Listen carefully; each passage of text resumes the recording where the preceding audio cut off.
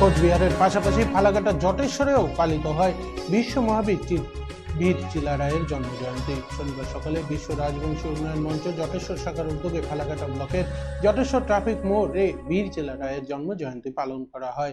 এদিন বিশ্ব মহাবীর চিলা রায়ের প্রতিকৃতিতে মাল্যদান করে শ্রদ্ধাঞ্জলি জ্ঞাপন করেন সংগঠনের সদস্যরা। এদিনের এই অনুষ্ঠানে অন্যান্য বিশিষ্ট অতিথিরাও উপস্থিত ছিলেন।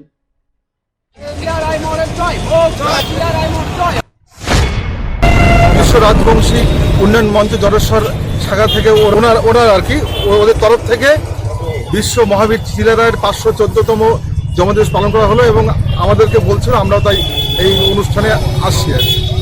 জটেশ্বর ঠাকুর পঞ্চানন স্মৃতিপ্রসাদ সমিতির পক্ষ থেকে আমাদেরকে নিমন্ত্রণ করা হয়েছিল এবং আমরা আসছি। আজকে যে 514তম বিশ্ব মহাবীর চিলা রায়ের জন্মদিবস পালন করা হলো।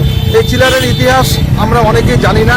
উনি যে আমরা তার ইতিহাস সেইভাবে মানুষের মধ্যে ছড়ায় নাই।